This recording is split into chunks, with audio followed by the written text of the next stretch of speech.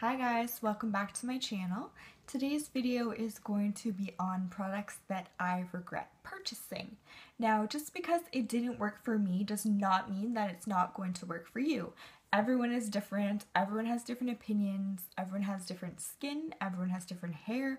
So just because it didn't work for me, it doesn't mean that it's not going to work for you.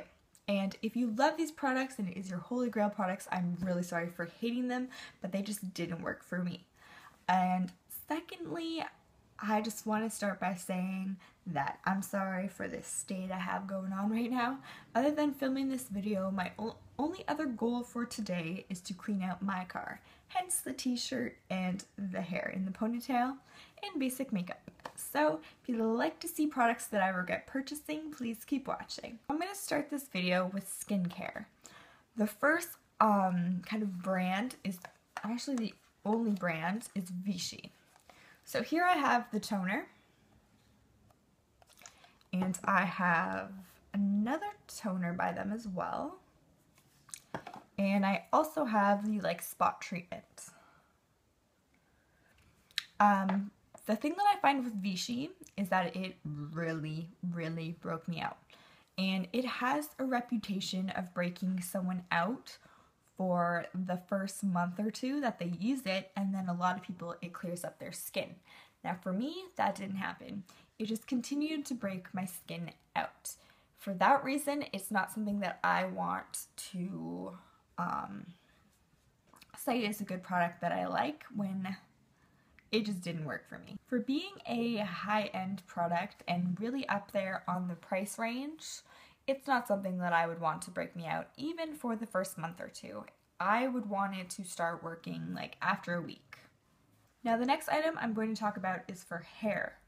It is the John Frieda Sheer Blonde Go Blonder.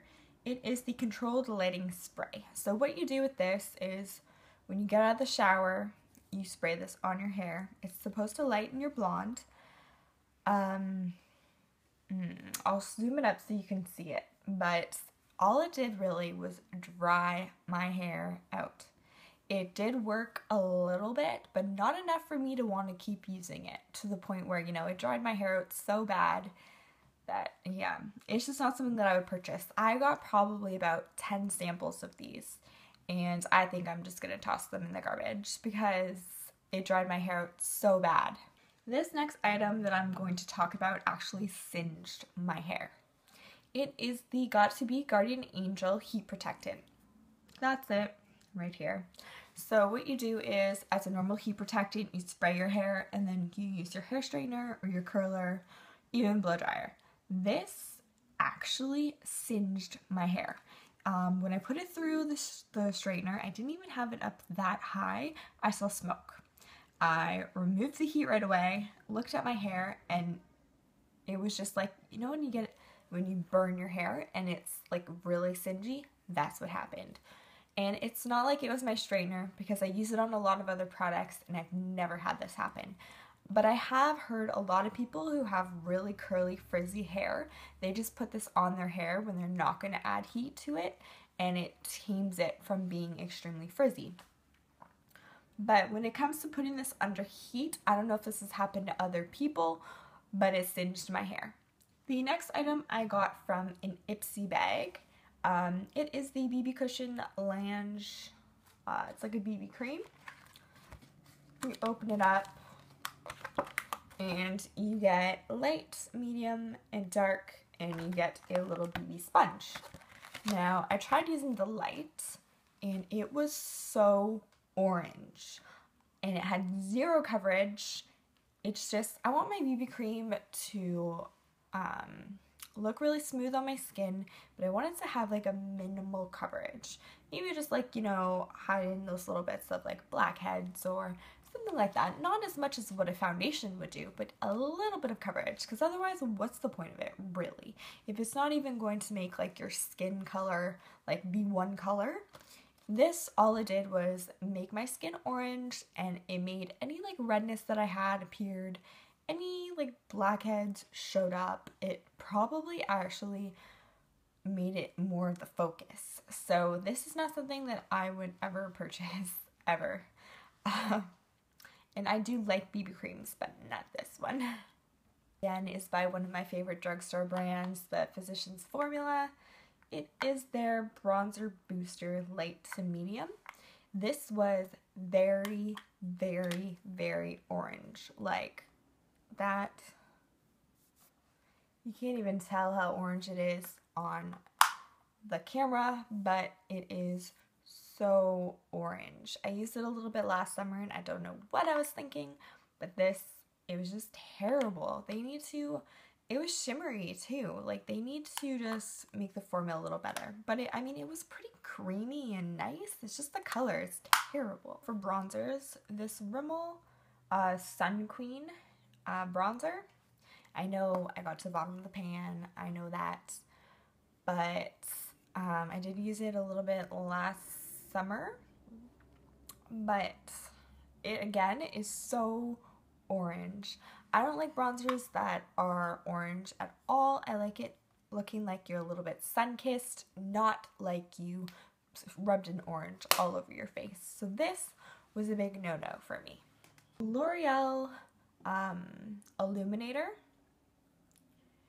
It looked really shimmery and really nice when I first got it on the outer side, and now when you look at it, it just looks like a skin tone with a little bit of pink in the middle. And then when you swatch it, it's not really that illuminating at all. It just looks like a really, really pale blush when you swatch it. So I really bought this because I thought it would be illuminating and something that I can put on like my higher cheekbones, but no. No, this just looks like a really pale blush. There's nothing shimmery or flattering about this, so not something I would repurchase. The next thing I regret purchasing is this Palladio brow pencil in blonde. On the one end it does have that there, and it does look like it's going to be like a nice taupey color, but you swatch it and you put it on your eyebrows and it makes them so orange. I don't like having orange eyebrows. I mean, I'm a strawberry blonde hair color. You put a little bit of orange into there and I just look real orange. I like them being kind of like, if I'm going to do it at all, which I don't a lot of the times when I'm just going for something natural, but a lot of the times I'd go for something that's really taupe. This CoverGirl Quad for blue eyes. No matter what I do, even if I use the MAC Fix Plus to try to, you know, put this on my eyes, it still does not show up very well. Like the pigmentation is just terrible, and I know it's drugstore, so I know you gotta expect it to not be extremely bright, but I mean, like, come on. That, you can barely even see. It just looks like shimmer with a little bit of color. So that's definitely not something that I would ever repurchase. e.l.f. concealer stick. It's very cheap. It was maybe, I think, $4. But yeah, that's what it looks like. And you swatch it, and look how orange this is. So, so orange. Like, the camera does not even do justice, but it is so orange. Like, even if I blend it out, but then it doesn't even do the job of being a full-on concealer. But if I blend it out, it's like no coverage, and it still looks pretty orange. You just can't really see it on the camera. So this was a miss for me. This Rimmel waterproof eye definer in black. I think the number is 261. That's it right there. I found that it was just not pigmented. It was not creamy. It's not an eyeliner that I would bother to purchase again. I did pretty much finish a lot of it before I purchased a new one, but there's so many better drugstore black eyeliners out there. Next is this Hikari eyeliner. I got it in an Ipsy subscription. It is in a gray color. I will swatch it for you. It's just not very pigmented at all. It's a gray. I'm never really gonna wear gray eyeliners as is, but look how that's one swipe and that's multiple swipes. Like, who's gonna want to scrape an eyeliner on their eyes just to get it to show up with some color? Not me, that's for sure. So this was a total miss for me. Normally I'm a huge fan of NYX products, but I was not of this particular one, this particular color. It is in Strawberry Milk.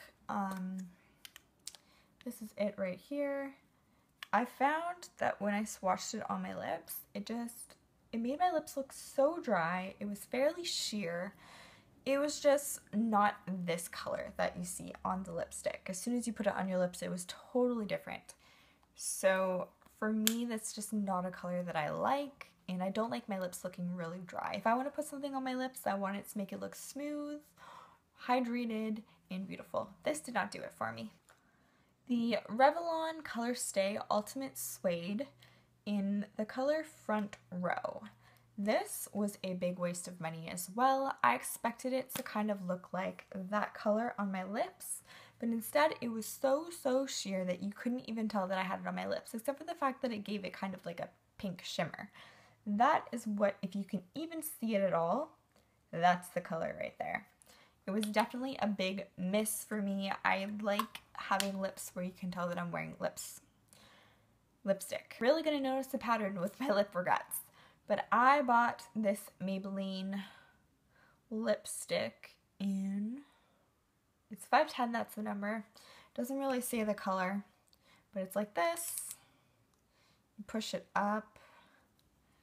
I'll swatch it for you.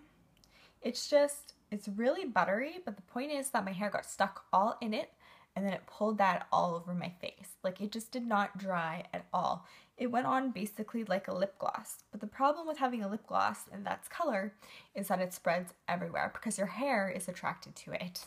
So this item just didn't do it for me. It was thumbs down. I have another Revlon lipstick. This is the Color Stay Ultimate Liquid Lipstick. It is in the color Prime Pink. I will swatch it for you. This is not very sticky, like it was not. But the problem with it is that it was so sheer that you can barely even see that it was on my lips. And it says that it's a lipstick. When I hear that something is a lipstick, I assume that it's gonna fully cover my lips. Like, you're not gonna be able to see my lip color through this, this tube. But you can. As soon as I swatched it, you saw my lip color, and it was like a pink sheer to it. And for me, it's not going to do it for me. My most hated lip product. It is the e.l.f. Lip Primer and Plumper. When I first got this, it says that it's naturals, or yeah, it said that it was basically like a natural color, so I assumed it was the lipstick that was the natural color for e.l.f. That was not it at all. I'm going to talk to you about this. So the primer. I'm going to talk about the primer. It looks like it's so drying, and it looks like I put a very yellow concealer on my lips. That's it right there. Like, you can't even tell like how like chalky that looks, but it's not even creamy at all. This plumper side, it smells like pure cinnamon. You touch it and it smells like you dipped your finger in cinnamon. Now, it even so much burns my eyes. That's how strong this smell is. It's like cinnamon hearts in a lipstick form. It's clear. It's what it is. You put it on your lips and it's like total torture. It's like you took your lips and you buried it in cinnamon hearts. That's what this feels like. Cinnamon hearts on your lips. I don't know about you, but I don't want to throw cinnamon hearts on my lips. And it didn't even plump it. And I mean, I didn't buy this for the plumping. I thought it was a regular lipstick, but it wasn't. I don't want to have torture my lips just to have bigger lips. I'm sorry, but no. I did try it once or twice, and I could keep it on my lips for like a few seconds, and then it started to burn. That is all for my dislikes. If you like this video, please give it a thumbs up. Don't forget to subscribe to my channel if you haven't already. And until next time, guys.